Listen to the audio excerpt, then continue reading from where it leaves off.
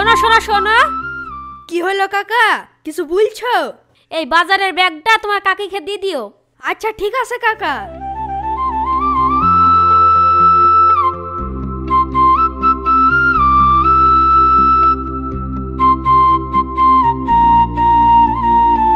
যাক, চিন্তাটা দূর হইল।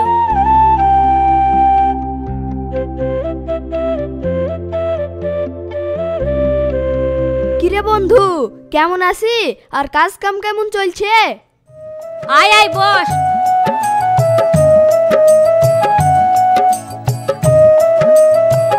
আর তুই কোথায় গেছিলি? তোকে অনেকদিন দেখতে পাইনি। আর বলিস না, আমি বাড়িতে ছিলাম না, দার্জিলিং এ বেড়াতে গেছিলাম। এবার যদি দার্জিলিং এ যাস তো আমাকেও নিয়ে যাবি। আরে ঠিক আছে নিয়ে যাব। চল এক কাপ চা খেয়ে আসি।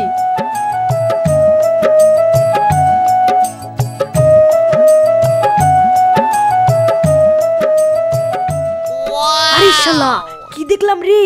ই তো খাসা হিরোইন।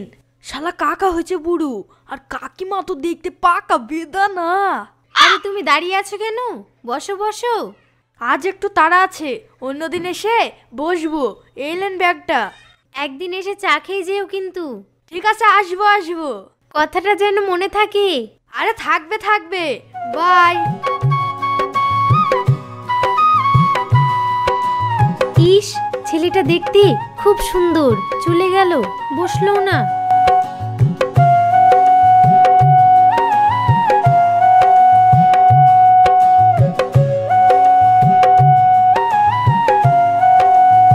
ওগো, আমি আর এই বয়সে কত খাটবো, আমি আর পাচ্ছি নি। ছেলেটার যে একটা সাইকেলের দোকান দিয়ে দেন, বেচা কিনা হয়েছে না। ওগো, তোমার তো বয়স হয়ে গিয়েছে, আর তুমি কোনো কাজ কামও করতে পারছো না।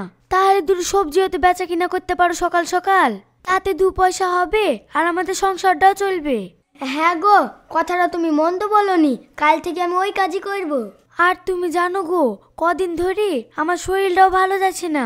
চলো তোমাকে তাহলে হাসপাতালে নিয়ে যাই। চলো তাই যাই।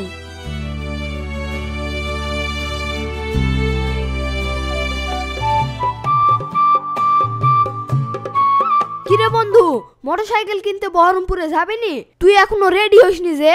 আর আমি রেডি রে, কিন্তু এই বাজারের ব্যাগটা কার হাত দিয়ে পাঠাবো তার লেগে বসে আছি।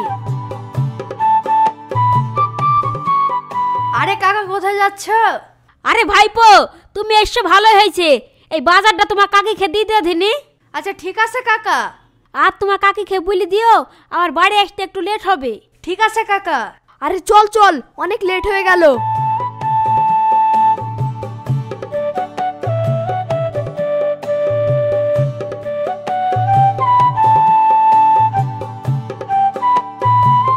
কাকি, এই লাও ব্যাগ। কাকা বহরমপুর গেল, আসতে একটু লেট হবে। উমা, তাই নাকি?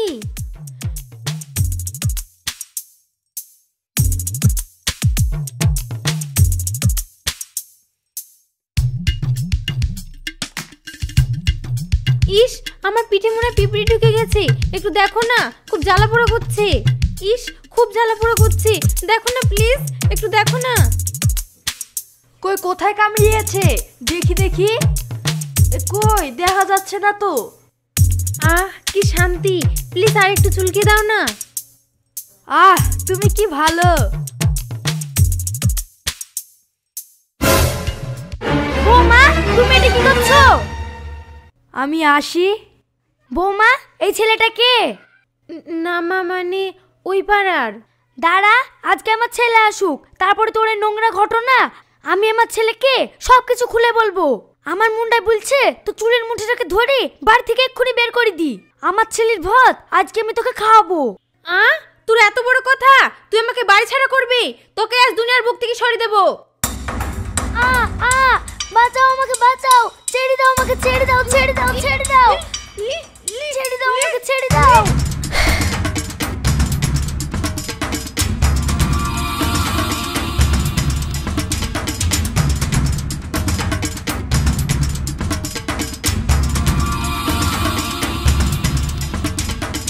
হাই হাই, কে কোথায় আছো গো?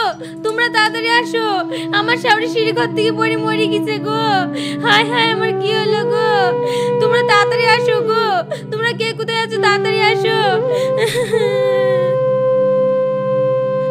মা গো, আমার আর কথা বলার লোক থাকলো না মা গো। ও ভাই, আমার মা কি করে পড়ে মরে গেল ভাই গো আমার।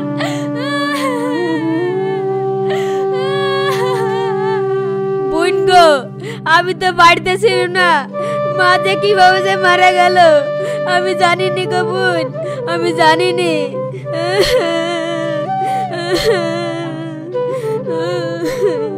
তুই কাঁদিস নি বোন, তুই কাঁদিস নি।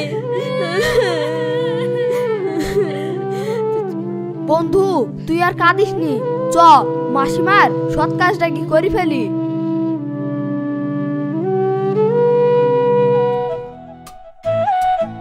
আরে সোনা, তোমার কথাই আমি ভাবছিলাম।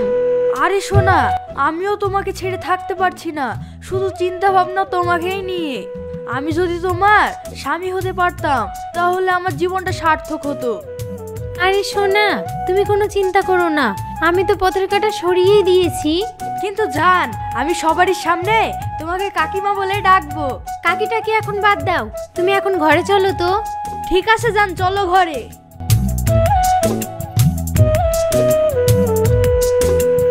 বৌদি, বন্ধুকে পাঠিয়ে দাও তো।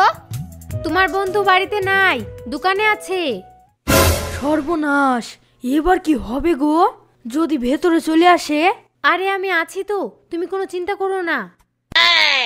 ঘরে থেকে আওয়াজ আসছে, আবার বৌদি বলছে বন্ধু নাকি বাজারে আছে, দেখি তো কেউ আছে কি না। জান, তোমার স্বামীর কোনো একটা ব্যবস্থা করো, তোমাকে ছেড়ে আমার থাকতে একদমই ভাল লাগছে না। জানো, তোমাকে ছাড়া আমার রাত্রিবেলায় ঘুম আসে না, শুধু তোমার কথাই মনে পড়ে। জান, তুমি অত চিন্তা করছো কেন? শাশুড়িকে গলা টিপে মেরে ফেলেছি, আর শ্বশুরকে ননদের সঙ্গে পাঠিয়ে দিয়েছি। আর স্বামীর কথা বলছো, ওকে বিষ খাইয়ে মারবো। পথ আমাদের ক্লিয়ার, তুমি আর আমি ছাড়া কেউ থাকবে না। তাহলে জান, আজকে আমি আসি। ওই গো, কোথায় গেলে? দুটো আমাকে খেতে দাও। হুকু, তুমি লুকাও লুকাও, আমার স্বামী চলে এসছে। তুমি হাত মুখ ধুয়ে আসো, আমি তোমাকে খেতে দিচ্ছি।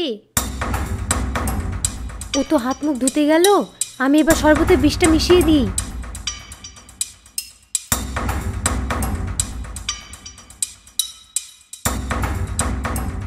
এ দেখো, তোমার জন্য শরবত করেছি, খাও। আমি একা খাবো, তুমি একটু খাও, আমিও খাসি। না না, আমি খাবো না, তুমি খাও। এই দাঁড়া বন্ধু, তুই শরবত খাবি নি? কেন বন্ধু, কি হলো? একটু পরেই সব জানতে পারবি। বন্ধু, বৌদি কই? কিরে বন্ধু, কি হলো? ও তো ঘরে গেছে। স্যার, আপনারা চলে এসছেন? হ্যাঁ। এই ঘরটা চেক করুন। কি ব্যাপার? আমি তো কিছুই বুঝতে পারছি নি। বন্ধু, তুই সব বুঝতে পারবি, তুই চুপচাপ থাক।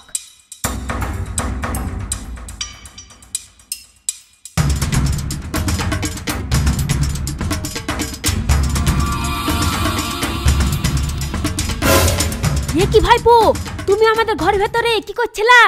এই মোবাইলে ভিডিও করা আছে, আপনারা দেখেন।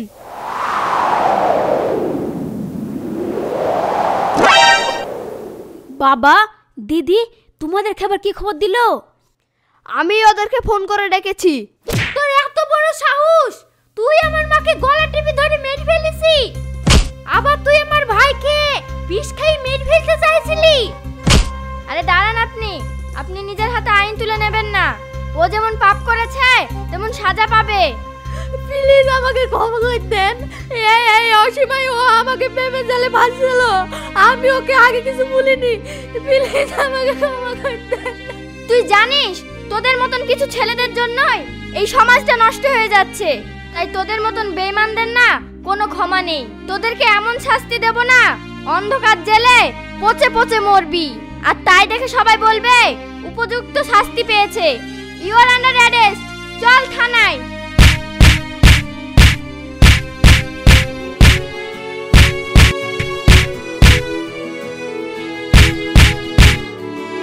তো ফ্রেন্ডস, এই ভিডিওটি যদি আপনাদের ভালো লাগে তাহলে অবশ্যই করে like, comment, share and subscribe করবেন।